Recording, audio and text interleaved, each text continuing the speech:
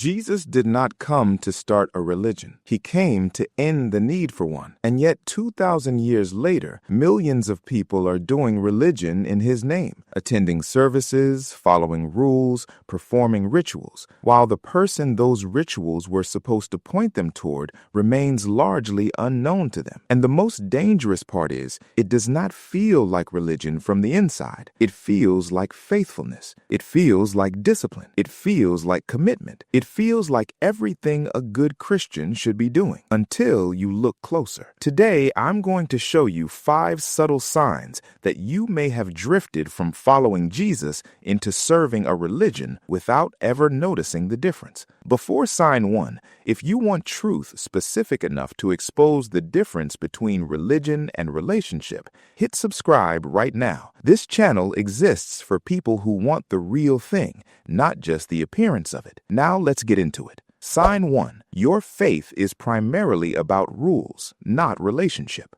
Think about how you primarily experience your faith on a daily basis. Is it mostly a list of things you do and things you avoid? Church on Sunday? Check. Quiet time? Check. No cursing? Check. Give to the offering? Check. And as long as the boxes are checked, you feel right with God. And when they are not checked, you feel distant from Him. This is religion because it makes your relationship with God entirely dependent on your performance rather than on what Christ already performed on the cross. The Pharisees were the most disciplined rule keepers in the history of Israel. They fasted twice a week. They tithed everything, even their garden herbs. They knew Scripture better than most pastors today. And Jesus said to them in Matthew chapter 23, verse 27, "You are like whitewashed tombs, which look beautiful on the outside, but on the inside are full of dead men's bones. Beautiful outside, dead inside." Religion produces people who are externally impressive and internally empty. Relationship produces people who are internally transformed, and the external behavior flows from that transformation, not the other way around.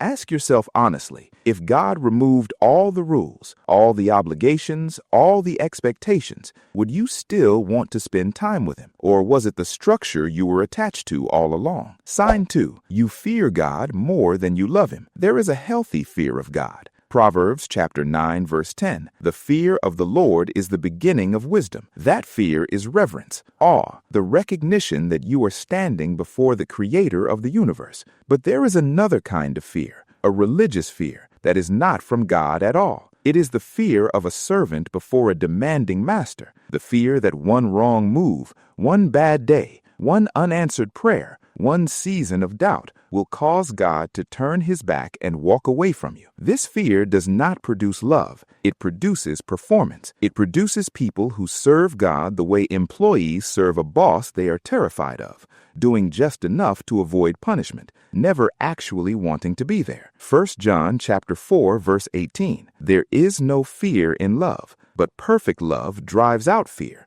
because fear has to do with punishment, and whoever fears has not been made perfect in love. If your primary experience of God is anxiety about His disapproval, if you serve Him primarily to avoid negative consequences, that is not the relationship Jesus died to give you. Romans chapter 8, verse 15. The Spirit you received does not make you slaves so that you live in fear again. Rather, the Spirit you received brought about your adoption to sonship. And by Him we cry, Abba, Father. Abba, the word a Jewish child used for their daddy, not a subject addressing a king from a fearful distance.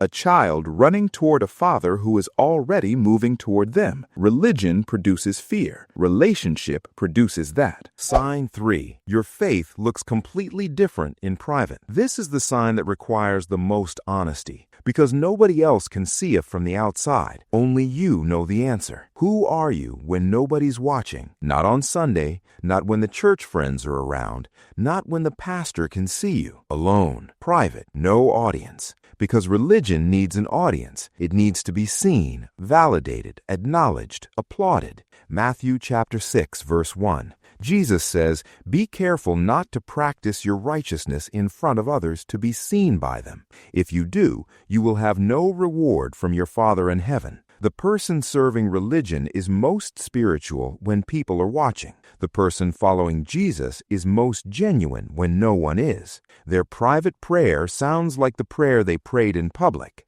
Their private integrity matches their public testimony. Their private thoughts about people they disagree with are consistent with what they say publicly about loving their enemies. The gap between your public faith and your private one is the exact size of the religion that has grown between you and Jesus. Sign 4. You judge people outside your tribe. Religion always builds walls. It creates an in-group and an out-group. The people who do it our way and the people who don't do it. The people who attend our church and the people who attend theirs. The people whose theology matches our checklist and the people who are slightly off. And religion is always more comfortable judging the outside than examining the inside. Luke chapter 18. The Pharisee prays, "God, I thank you that I am not like other people, robbers, evildoers, adulterers, or even like this tax collector." His entire prayer was a comparison. His confidence before God was built on being better than someone else. That is religion's favorite game. But Jesus spent his entire ministry moving toward the people religion had moved away from. Tax collectors, prostitutes, lepers, Samaritans, Gentiles. The ones the religious people had written off were the ones Jesus consistently moved toward. John chapter 13, verse 35.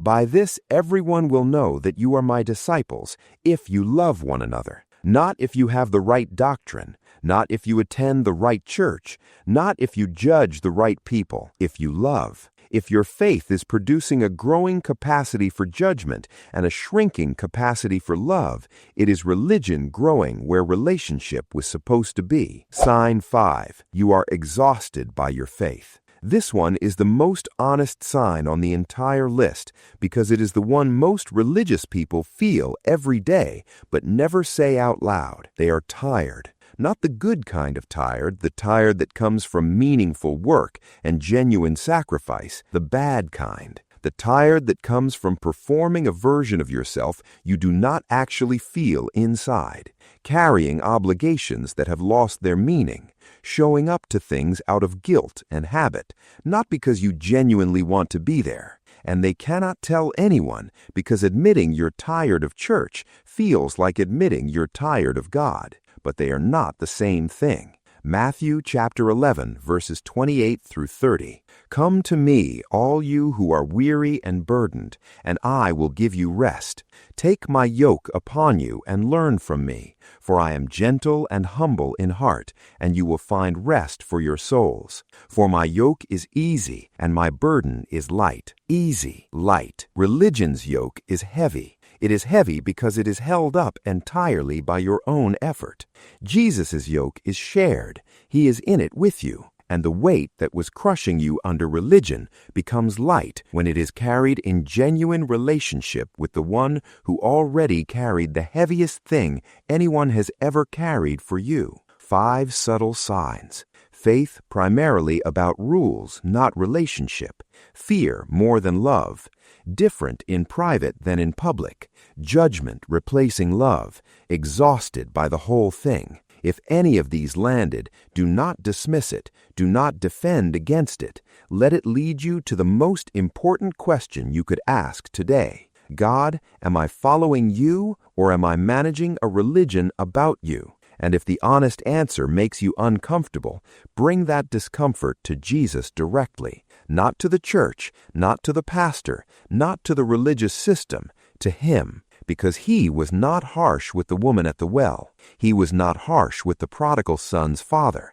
He was not harsh with Peter after the denial. He is not harsh with you now. He is saying the same thing he's always said. Come to me, not to religion, to me. Go to the comments right now and write, I want Jesus, not just religion about Jesus. Say it as the most honest prayer you have prayed in a long time. Subscribe for truth that cuts through the religious noise and points you back to the person all of it was supposed to be about. Stay rooted, stay faithful, stay close to Him. God bless.